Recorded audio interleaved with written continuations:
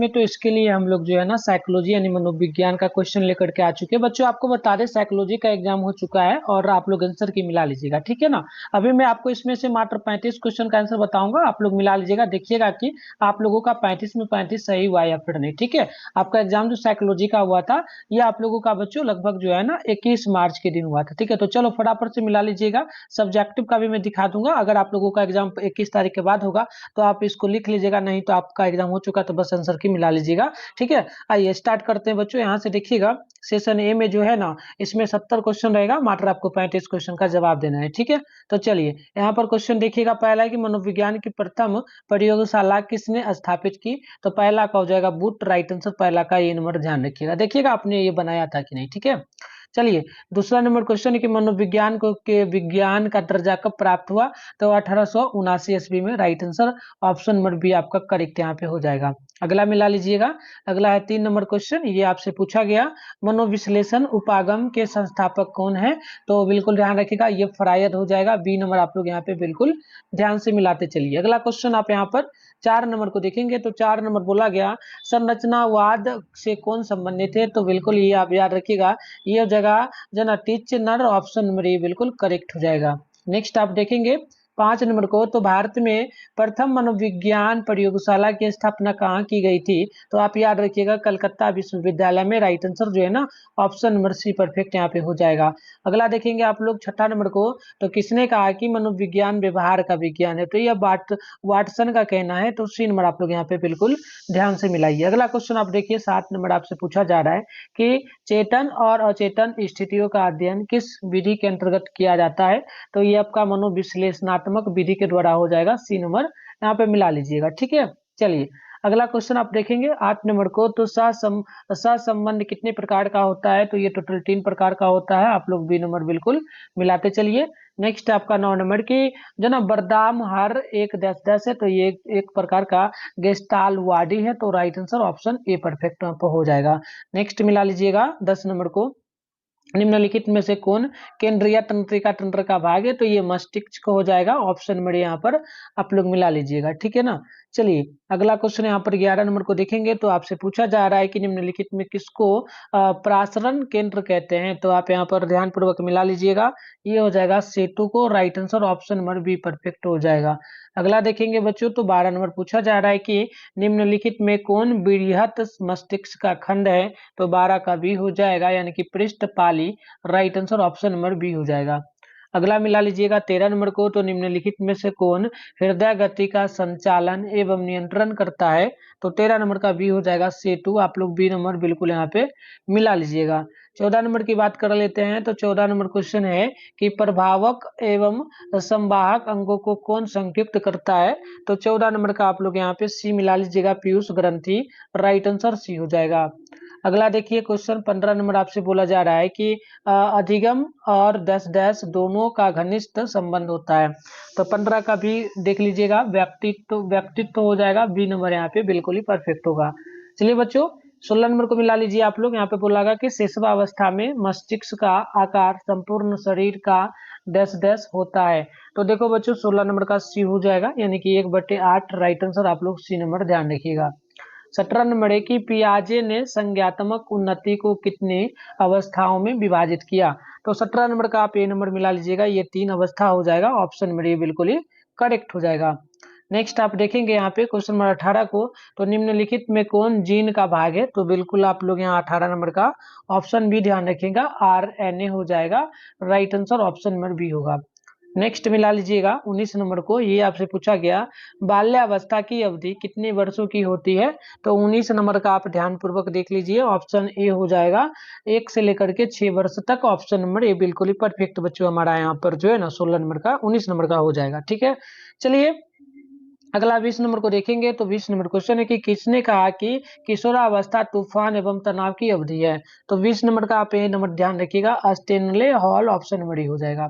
Next है किस number की किस अवधान में व्यक्ति की इच्छा की प्रधानता होती है। तो 21 नंबर का ऑप्शन यहाँ पे सी नोट करिएगा, स्वाभाविक अवधान, ऑप्शन नंबर बिल्कुल यहाँ पे सी करेक्ट हो जाएगा। नेक्स्ट आप देखेंगे 22 नंबर को, तो संवेदना किस प्रकार की मानसिक प्रक्रिया है? तो 22 नंबर का ऑप्शन हो जाएगा संज्ञात्मक। ऑप्शन नंबर ये आपका बिल्कुल ही राइट होगा। नेक्स्ट देखेंगे आप लोग यहाँ पर क्वेश्चन नंबर 23 है आपका, ये छोड़ दीजिए, 23 नंबर का वैसे आंसर बता देता हूँ। ऑप्शन में डी नोट कर लीजिएगा, ठीक है ना। चलिए आगे बढ़ते हैं। नेक्स्ट हमारा क्वेश्चन यहाँ पे 24 नंबर पूछा जा रहा है कि आंख की प्रथम सतह क्या कहलाती है? तो 24 का ऑप्शन ये हो जाएगा श्वेत पटल कहलाती है। ऑप्शन नंबर ये होगा। 25 नंबर की विभ्रम किसे कहते हैं? तो 25 नंबर का ऑप्शन भी हो जाएगा ऐसा ज्ञान जिसमें जो ना उद्दीपन नहीं होता है। तो बी नंबर आप यहाँ पर ध्यान रखेंगे। बात करेंगे 26 नंबर का, तो ये पूछा गया कि निम्नलिखित में से कौन चयनात्मक अवधान के सिद्धांत का प्रतिपादन ब्रॉडबेंट द्वारा किया गया? तो आप 26 का ऑप्शन सी नोट कर लीजिएगा, अनुक्रिया चयन सिद्धांत। राइट आंसर सी होगा। नेक्स्ट क्वेश्चन आप 27 नंबर को देख लीजिएगा। किसने कहा कि चिंतन एक ऐसा मानसिक प्रक्रिया है जिसमें वस्तुओं या घटनाओं का प्रतिनिधित्व करने वाले प्रतीकों की विशेषता पाई जाती है? तो देखिए 27 का सी हो जाएगा युंग। ऑप्शन नंबर सी बिल्कुल परफेक्ट हो।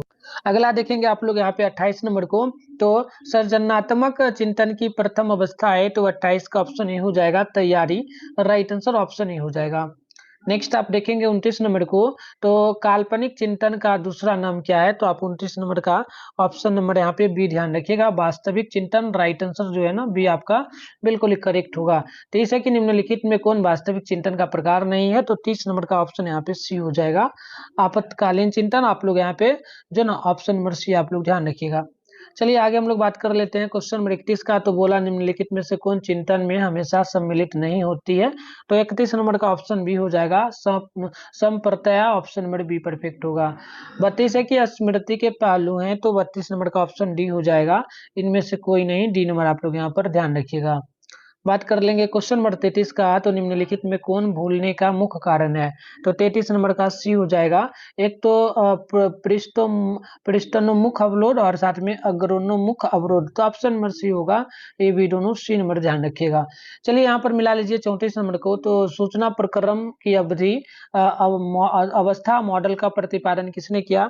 तो यहाँ पे आप लोग टिक मारेंगे 34 का ऑप्शन बी में, यानी कि फ्रायड हो जाएगा। बी नंबर बिल्कुल यहाँ पे राइट होगा। अगला देखेंगे 35 नंबर है। 35 नंबर क्वेश्चन आपका देखिए, 35 नंबर इंग्लिश में क्वेश्चन यहाँ पर पढ़ देते हैं, ठीक है। तो यहाँ पर देखिएगा 35 है, how said that forgetting take place due to lapse of time? तो यहाँ पर देखिए 35 का ऑप्शन यहाँ पे हो जाएगा बी नंबर, यानी कि आपका इविन गाविस हो जाएगा। ऑप्शन बी नोट कर लीजिएगा। नेक्स्ट मिला लीजिए 36 है कि देखिएगा यहाँ पे बोला गया मेमोरी। देखिए इंग्लिश में पढ़ देते हैं, what is the other name of secondary memory, ठीक है ना। तो यहाँ पे बिल्कुल हो जाएगा आपका 36 का ऑप्शन नंबर मिलाइए सी नंबर, संवेदी स्मृति, यानी कि secondary memory. Right answer C होगा। नेक्स्ट 37 है कि यहाँ पर देखिए क्वेश्चन आपका इंग्लिश में पढ़ देते हैं। पूछा गया आप लोगों से बच्चों की how is the author of book named रिमार जो ना रिमेम्बरिंग? तो बिल्कुल यहाँ नोट कर लीजिएगा, रिमेम्बरिंग नामक पुस्तक के लेखक कौन है ना। 37 का ऑप्शन यहाँ पे ये हो जाएगा, ठीक है। ये आपका जो ना हिविग हॉस हो जाएगा। तो आप ऑप्शन में यहाँ पे ए नंबर ध्यान रखिएगा। 38 नंबर क्वेश्चन है, 38 का आंसर हम बता देते हैं, आप लोग ऑप्शन ए नोट कर लीजिएगा, ठीक है। मिला लीजिए कितना सही होगा, आप अपने अकॉर्डिंग देख लीजिएगा।